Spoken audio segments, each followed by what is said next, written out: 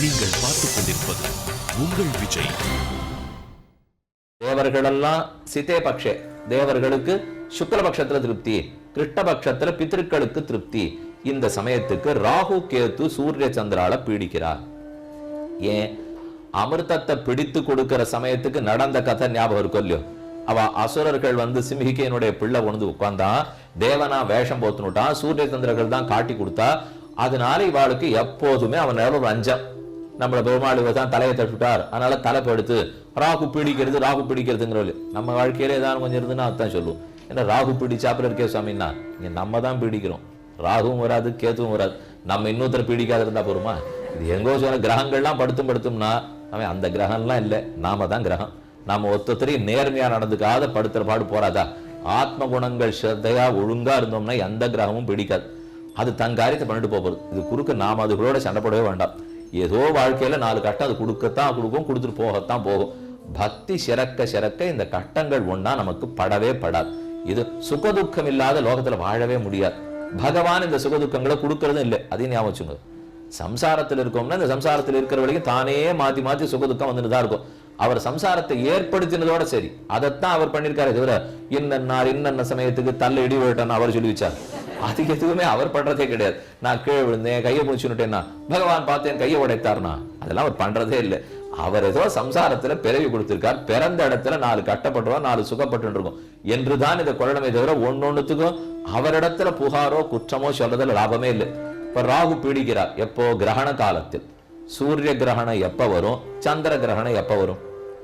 பௌர்ணமியா இருந்தால் தான் சந்திர கிரகணம் வரும். அதே போல சூரிய கிரகணம் அமாவாசையா இருந்தா தான் சூரிய கிரகணம் வரும். எப்ப அதுக்கு தர்ப்பணம் பண்ண போறோம்? இப்போ சூரிய கிரகணமா இருந்தா ஒரு நேரம், சந்திர கிரகணமா இருந்தா இன்னொரு நேரம். இதுக்கு பிடிக்கிறச்சே பண்ணணும், அதுக்கு விடச்சே பண்ணணும். விடச்சே பண்ணணும்னா என்ன ஆகும் பாருங்க, ஒரு சின்ன கணக்கு போட்டு பாருங்களேன். பௌர்ணமி அன்னைக்கு தான் சந்திர கிரகணம் வந்திருக்கு, விட்டுடுத்துனா என்ன ஆகும்? பௌர்ணமி விட்டுடுத்துனா பிரதம வரும் இல்லையோ? பிரதம வந்து பௌர்ணமி தாண்டின பிரதம என்ன பட்சம்? பட்சம் கிருஷ்ணபக்ஷம். ஏன்னா பௌர்ணமியிலேருந்து கீழே போறது இல்லையோ? அதே சூரிய கிரகணம் அமாவாசை அன்னைக்கு நடக்கும் இல்லையோ? அப்ப தொடக்கத்துல என்ன இருக்கும்? மறுபடியும் கிருஷ்ணபக்ஷம் தான் இருக்கும். அங்கேயும் கிருஷ்ணபக்ஷம் தான் இருக்கும், இங்கேயும் கிருஷ்ணபக்ஷம் தான் இருக்கும். ஏன்னா அது விடுற சமயத்துல பண்ண சொல்லிட்டா, இதை பிடிக்கிற சமயத்துல பண்ண சொல்லிட்டா. பௌர்ணமி விட்டா பிரதமே, அமாவாசை முன்னாடி சதுர்தசி, அமாவாசைக்கு முன் சதுர்தசினா கிருஷ்ணபக்ஷம், பௌர்ணமி விட்டுதுன்னா தான் கிருஷ்ணபக்ஷம். ஆக எப்பவுமே கிரகண தர்ப்பணம் கிருஷ்ணபக்ஷத்துல தான். அதை ஞாபகம் வச்சுக்கணும் நீங்க. எதுக்காகனா கிருஷ்ணபக்ஷத்துல தான் பித்திருக்கள் திருப்திப்படுறான்னு இப்ப பார்த்தோம் இல்லையோ? தர்ப்பணம் பண்றோம்னாலே பித்திருக்களுடைய ஆப்யாயத்துக்காக. அத்த போய் நான் பௌர்ணமி தாண்டி சுக்லபக்ஷத்துல பண்ணி பிரயோஜனம் இல்லை. இப்போ இந்த கிரகண தர்ப்பணம்ன்றது எப்பவும் கிருஷ்ணபக்ஷத்துல தான் பண்ணப்படும். எத்தனையோ அர்த்தங்கள் பெரியோர்கள் பார்த்து பார்த்து எழுதி வச்சிருக்கா. படிக்கிறதுக்கு நமக்கு நேரம் இருந்ததுன்னா நன்னா கத்துக்கலாம். அதுக்கு நேரம் இல்லை, ஓடுறோம். எதுக்கு ஓடுறோன்னே தெரியல. ஆனா இது எல்லாத்தையும் நல்லா பார்த்து நிதானமா, ஓஹோ இதுக்காகத்தான் பண்ண சொல்லியிருக்கா போட்டிருக்கு. அப்ப இந்த 15 நாள் தேவர்களுக்கு திருப்தி, இந்த 15 நாள் பித்திருக்களுக்கு ஒண்ணும் வேண்டாம். இந்த 15 நாள் பித்திருக்களுக்கு திருப்திங்கிற ஒரு சின்ன ஞானத்தோட அந்த தர்ப்பணத்தை பண்ணி பாருங்க, அதன் பலமே வேறதான். அது தெரியாம ஏனோ எள்ளும் ஜலத்தையும் விட்டுட்டே இருப்பாருங்க, அது பலனே வேறதான். எது விடுறீங்களோ இல்லையோ அந்த வரைக்கும் திருப்திப்பட்டுக்க வேண்டியதான். ஏன்னா அதுவும் இல்லை, எப்படியும் தேவனும் தெரியாது, பித்ருவும் தெரியாது, எள்ளு மதுக்கு எதுக்கு சுவாமின்னுட்டா? நல்ல வேளை அதை கேட்காத பண்ணிட்டு இருக்க முடியும். ராகு ததா கேதுர தஸ்யாஸ்வ அப்யட்டௌ வாதரம்ஹசா சிம்சுமாரஸ்து யஃ ப்ரோக்தா சத்ருவோ யத்ர திஷ்டதி ஹிருதி நாராயணஸ்சாஸ்தே ஆஸ்வினௌ பூர்வ பாதையோஹ. இப்படி ராகு பீடித்தலும் சரித்திரம் சொன்னார். இதுக்கப்புறம் ரொம்ப ஆச்சரியமான ஒரு ஸ்தோத்திரம். இப்படி ஜோதிஷ் சக்கரத்தையும் சிம்சுமார சக்கரத்தையும் சூரியனுடைய கதியும் சொன்னவர் ஜோதிம்ஷு விஷ்ணு புவனானி விஷ்ணு வனானி விஷ்ணு கிரயோ திசஸ்ச நத்ய சமுத்ராஸ்ச சயேவ சர்வம் யதஸ்தி என்னாஸ்தி ச விப்ரவர்ய. யதஸ்தி எது உளதுன்னு சொல்லப்படுறதோ, என் நாஸ்தி எது இலதுன்னு சொல்லப்படுறதோ, ஹே விப்ரவர்ய சிஷ்யரான மைத்திரேயரே அதத்தனையும் விஷ்ணு. உள்ளதுன்னு சொல்லப்பட்டதெல்லாம் அவன், இல்லதுன்னு சொல்லப்பட்டதெல்லாம் அவன். இல்லதும் உள்ளதும் அல்லதவனொரு எல்லையில் அன்னலம் புல்கு பற்றற்றே என்று நம்மாழ்வார் ரொம்ப ஆச்சரியமா சாதிக்கிறார். இல்லது அல்லது அவனொரு, உள்ளது அல்லது அவனொரு, சித்தோ அச்சித்தோ சகலம் பிரம்மாத்மகம். அதைத்தான் ஜோதிம்ஷி விஷ்ணு. எங்கெங்க ஜோதிஷ் இருக்குமோ அத்தனையும் விஷ்ணுமயம்தான். புவனானி விஷ்ணு, எந்தெந்த லோகம் சொல்லியிருக்கேனோ மொத்தம் விஷ்ணு தான். வனானி விஷ்ணு, எத்தனை காடு மரம் சொல்லியிருக்கேனோ விஷ்ணு தான். கிரையோ திசஸ்ச, எத்தனை மலைகளோ திசைகளோ அத்தனையும் விஷ்ணு தான். நத்திய சமுத்திராச்ச, ஓடுகிற நதிகள் அத்தனையும், அத்தனை ஆர்த்து பெருகுகிற கடல் அலைகளோடு கூடின கடல்களும். சயேவ சர்வம் யதஸ்தி என் நாஸ்தி, யதஸ்தி சித் என் நாஸ்தி அசித், சித்து அச்சித்து ரெண்டும் விஷ்ணுவே. ஞானஸ்வரூபோ பகவான் யதோசா வசேஷமூர்த்திர்ன நது வஸ்துபூதா ததோ ஹி சைலாப்திதராதி பேதான் நாஜானீஹி விஜ்ஞான விபுஞ்சித விஜృంభిதானி யதா து சுத்தம் நிஜரூபி சர்வம் கர்மக்ஷயே. நாம நினைக்கிறோம் இது இத்தனை எதுவோன்னு, பிரம்மத்தை தாண்டி இது இத்தனையும் இல்லை. அனைத்தும் பிரம்மத்தை ஆத்மாவாக கொண்டது. மகி கடத்தம் கடத கபாலிகா, அர்த்தம் சொல்றார். மகி பூமி, பூமி சூர்ணம் மண் துகள். கடத்தம் கடமாச்சு கொடமா. கட கபாலிகா, உடைச்சேன்னா 2 மடக்கு சராவம் கபாலமாச்சு. சூர்ணம், அதையும் உடைச்சேன்னா பொடி பொடியா போடும். மகி கடத்தம் கடத கபாலிகா கபாலிகா சூர்ண ரஜஸ்ததோனு ஜனைஹி ஸ்வகர்ம ஸ்திமிதாத்ம நிச்சயைர் ஆலக்ஷதே ப்ரூஹி கிமத்திர வஸ்து. ஒரே வஸ்து மிருத்திகேத்தேவ சத்யன், மண்ணென்றே உண்மை. மண்ணின் வெவ்வேறு நிலைகள் தான் மைத்ரேயா இத்தனையும். பிரம்மம் என்றே உண்மை. அந்த பிரம்மத்தின் வெவ்வேறு நிலைகள் தான் இத்தனையும் புரிஞ்சுக்கோ. யதஸ்தி என் நாஸ்தி ச விப்ரவர்ய சத்பாவயேவம் பவதோ மயோக்தோ ஞானம் யதா சத்ய சத்யம் அசத்யம் அன்யத் ஏதத்து யத் சவ்யவஹாரபூதம் தத்ராபி சோக்தம் புவனாஸ்ருதம் தே என்றவர். இதுக்கு மேல ஆதி ஜடபரத சரித்திரம், ரொம்ப ஆச்சரியமான சரித்திரம். இத்தனை பூகோளம் எல்லாம் பார்த்துருவோம், ஞாபகம் வச்சுங்க. என்னென்ன வீட்டு பாடம் பண்ணணுமோ பண்ணி பார்த்துக்கோ. இதுக்கப்புறம் ஜடபரதர சரித்திரம், ரிபு நிதாகருடைய சரித்திரம், ரெண்டும் கேட்க போறோம். பகவான் சம்யக் காதம் யத் பிருஷ்டோசி மயாகிலம் பூ பூ சமுத்ராதி சரிதாம் சம்ஸ்தானம் கிரக சம்ஸ்திதி விஷ்ணுவாதாரம் யதா சைதத் தைலோக்கியம் சமவஸ்திதம் பரமார்த்தத்துமே புரோக்தா யதா ஞானம் பிரதானதா. அப்ப கேட்கிறார், அனைத்தும் பிரம்மம்னு சொன்னீர், விஷ்ணு எல்லாத்தையும் படைக்கிறான்னு சொன்னீர், கேட்கவே ரொம்ப திருப்தியா இருந்தது. ஆனா எனக்கு ஒரு ஆசை, இப்போ பரமார்த்தம் எது, ஸ்ரேயஸ்கரம் எது, எது எனக்கு சிறப்பு கொடுக்கும், எது உண்மை, எனக்கு எது சிறப்பு கொடுக்கும், எது உண்மை. ஸ்ரேயஸ்கரம்னா சிறப்பு கொடுக்கிறது, பரமார்த்தம்னா உண்மை. எது எனக்கு சிறப்பு கொடுக்குமோ, எது உண்மையோ அதை தேவரீர் சொல்லணும்னு மைத்ரேயர் கேட்கிறார். பராசர சிரிச்சுண்டு, லோகமத்தனை இந்த ரெண்டும் ஒண்ணுன்னு நினைச்சுன்னு முட்டாள்தனமா ஓடிட்டு இருக்கு மைத்ரேயா. இந்த ரெண்டும் ஒண்ணு இல்லை.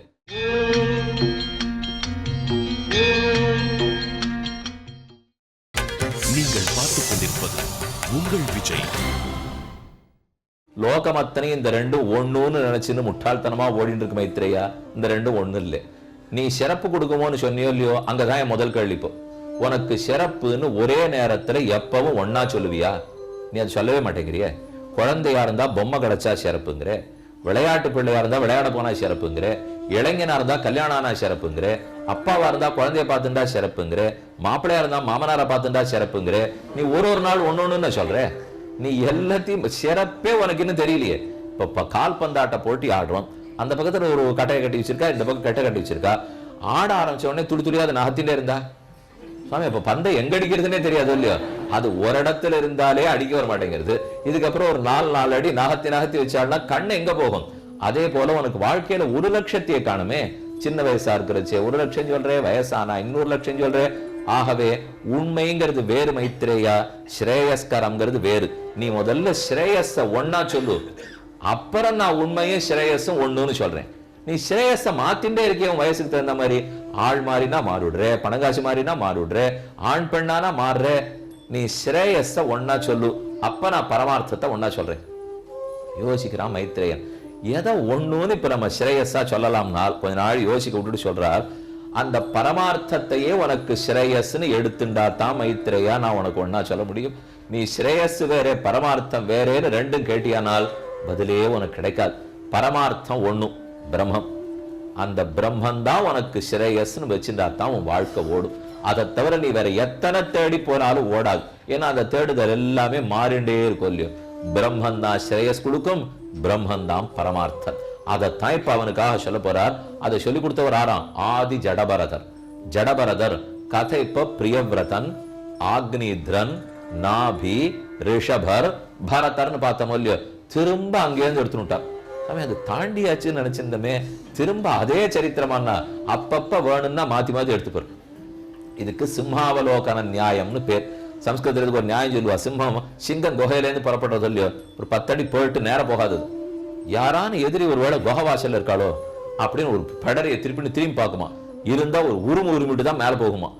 அதை போல இவ மேல சொல்லிட்டே போறாளோ இல்லையோ, ஒரு நிமிஷம் நின்றுட்டு பின்னாடி என்ன நடந்ததுன்னு திரும்பி பாப்பா. அங்க ஏதான விட்டுறது இருந்தா இப்ப எடுத்துன்னு சொல்லுவா.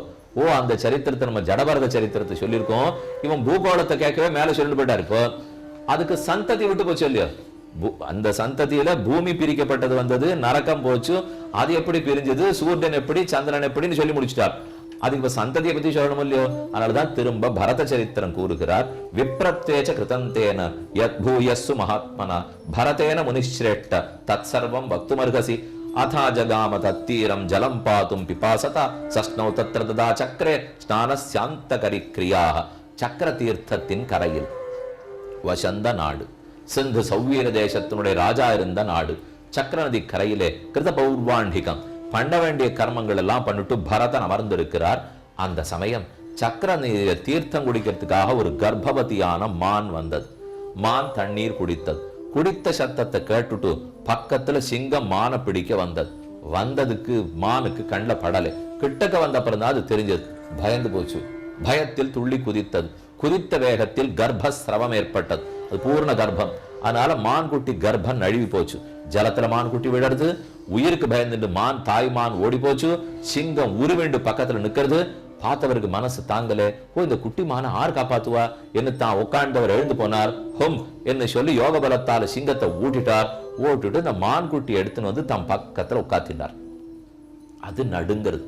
இப்பதான் பிறந்த குட்டி. அதுக்கு பாலை கொடுத்தார், புல்ல கொடுத்தார், என்னென்ன வேணுமோ கொடுத்தார். மெதுவா அதை ஆஸ்வாசப்படுத்தி வளர்க்க ஆரம்பிச்சார். போஷணம் புஷ்யமானச்ச சதேன வவிருதே முனே சச்சார ஆசிரம பர்யந்தே திருநானி ககனேஷு சஹ. அது மெதுவா முட்டி போட்டுக்கிறது, எழுந்து நிற்கிறது, கனைக்கிறதுக்கு ஆரம்பிக்கிறது, சத்தம் போடுறது, வளர்றது, புள்ளி புள்ளியா இருக்கு. பார்த்து ரொம்ப திருப்திப்பட்டார். அது சாப்பிட்டா இவர் சாப்பிடுவார், அது சிரிச்சா இவர் சிரிப்பார், அது அழுதா இவர் அழுதுவர், அது தூங்கினா இவர் தூங்குவர். இப்படியே மானனுடைய சிந்தனையோடையே வளர்த்துன்னு வந்தார். மான் மெதுவா ஆசிரமத்தை சுத்தி வர ஆரம்பிச்சது. யாரான பிராணி வந்ததுன்னா உடனே இவர்கிட்ட ஓடி வந்துடும். ஓ, நம்ம அடைக்கலமா இந்த மான் தேடி இருக்கே, நம்ம தானே இந்த மானை ரட்சிக்கணும் என்ன அதன் பேர்ல இருக்கிற ஆசையோட வளர்த்துன்னு வந்தார். இத்தம் சிரகதே தஸ்மின் சச்சக்கரே மானசம் முனிகி சபலம் சபலே தஸ்மின் தூரகம் தூரகாமினி. அது தள்ளி போச்சுன்னா வருத்தப்படுவார், கிட்டக்க வந்துடுத்துனா சந்தோஷப்படுவார். நான் எங்கேயாவது 2 நிமிஷம் அதை காணும்னு சொன்னா வருத்தப்படுவார். இப்படியே ததச்ச தத் காலகிருதாம் பாவனம் பிராப்ய தாதிருஷீம் ஜம்பூ மார்க்கே மகாரண்யே ஜாத்தோ ஜாதிஸ்மரோ மிருகா. இப்படியே நாள் போறது. இவரின் கடைசி காலம் நெருங்கித்து. முனிக்கு ரொம்ப வருத்தம். நாம போயிட்டோம்னா இந்த மான ஆர் பார்த்துக்காப்போ, இனி உனது வாயலிகள் இன்னடிசில் வைப்பார நாடாயே என் ஆழ்வார் சாதித்தா போலே. ஓ, யார் இனிமே உனக்கு சோறு படைக்க போறா? ரொம்ப வருத்தத்தோட பிராணனை விட போறார். விடுற சமயத்துக்கு மானை யார் பார்த்துப்பா, மானை யார் பார்த்துப்பா, மானை யார் பார்த்துப்பா என்று மானுடைய சிந்தனையோடையே உயிர் நீத்தார். மான் சிந்தனையோட உயிரை விட்டபடியால் அடுத்த பிறவி மானாகவே பிறந்தார். எம் வாபி ஸ்மரன் பாவம் தெஜத்தந்தே கலேபரம் தன் தமேவைதி கௌந்தேய சதா தத்பாவ பாவிதா. கண்ணன் கீதையில் ஒரு உபாசகன் கடைசி நிமிஷத்தில் எதை நினைத்து கொண்டு உயிர் விடுகிறானோ அதுவாகவே திரும்ப பிறப்பான். அடுத்த பிறவி மானா பிறந்துட்டார். உக்தோபி பகுஷக்கிஞ்சித் ஜடவாக்கியம் அபாஷத ததப்பிய சம்ஸ்கார குணம் கிராமிய வாக்கியோக்தி சம்ஸ்ருதம். நல்ல வேளை மான் பிறவி சட்டுன்னு சீக்கிரம் முடிஞ்சு போச்சு. பழைய பிறவியினுடைய ஞாபகம் இருக்கும் இல்லையோ, எவ்வளவு பெரிய பரதரா இருந்தார்.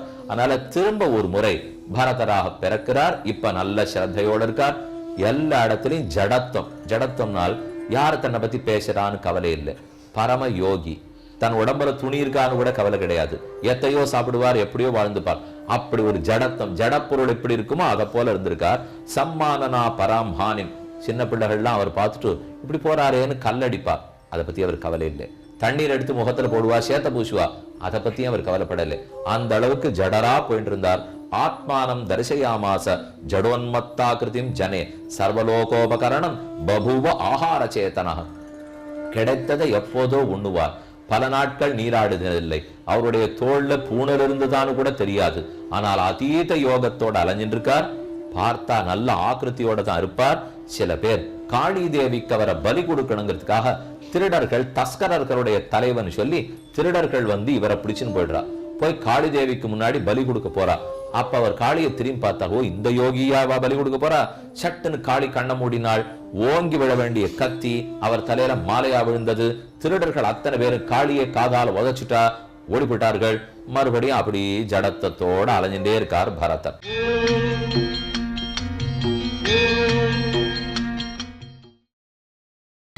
நீங்கள் பார்த்துக் கொண்டிருப்பது உங்கள் விஜய். உவாக சிபிகாந்தஸ்ய க்ஷத்ரு வசனச்சோதிதः. அப்போது தத சௌவீர ராஜஸ்ய பிரயாதஸ்ய மகாத்மனः விஷ்டிகர்த்தாச்ச மன்யேத விஷ்டியோக்யோ அயமித்யபி. அந்த தேசத்தினுடைய மன்னவன் சிந்து சௌவீர ராஜா ரஹூகணன் அவனுக்கு பேர். அந்த ராஜா தத்துவார்த்தம் கேட்டுக்கணுங்கிறதுக்காக கபிலாச்சாரியர் இடத்துல போவோம், அவரிடத்துல போய் நிறைய அர்த்தங்களை கிரகிக்கோம்னு புறப்படுகிறான். புறப்படுற சமயம் பல்லக்கில் ஏறிண்டு 4 பேர் தூக்கின்னு போகணும் இல்லையோ, ஏறிட்டான். 4 பேர் தூக்கிறதுக்கு 3 பேர் தான் இருக்கா. 4வது மூலை தூக்கிறதுக்கு ஆள் இல்லை. 3 பேர் தூக்கி விட்டா. 4 ஆளு தேடுன்றான் ராஜா, உத்தரவு இல்லை. அந்த சமயம் பார்த்து பரதர் அந்த பக்கமா பகவத் சிந்தனத்தோட போயிட்டு இருக்கார். அவரை கூப்பிடு, பார்த்தா நன்னத்தானே இருக்கார், அவரை கூப்பிட்டு தூக்க சொல்லு. கூப்பிட்டார். அவர் ஆமாம்னு சொல்லல, இல்லைன்னு சொல்லல. தூக்கி தோல்ல வாரைய வச்சா தூக்கிட்டு இருக்கார், போறார். எல்லாரும் நன்னா தூக்கிட்டு இருக்கா. இவர் கண்ணன் நினைக்கிறார், இப்படி விடுறார். ராமன் நினைக்கிறார், அப்படி விடுறார். அப்படி இப்படி பல்லக்கு அசைய ஆரம்பிச்சது. ராஜாவுக்கு கோவம் வந்துருது. வைங்க பல்லக்கே, ஏன் ஒழுங்கா தூக்க தெரியலையா என்று கேட்டா 3 பேரும் இவரை கை காமிச்சிட்டா. நீர் புதுசா கூப்பிட்டவர் தான் இந்த பாடுபடுத்துறார், நாங்கள்லாம் ஒழுங்காத்தான் தூங்கிட்டு இருக்கோம் என் அவர்கள் சொல்ல, கிம் ஸ்ராந்தோ சல்பமத்வானம் துவயோடா சிபிகா மம கிம் ஆயாசசஹோ நத்வம் பீவானசி நிரீக்ஷசே நாஹம் பீவான சௌடா சிபிகா பவதோ மயா ந ஸ்ராந்தோஸ்மின சாயாசா சோடவ்யோஸ்தி மஹீபதே.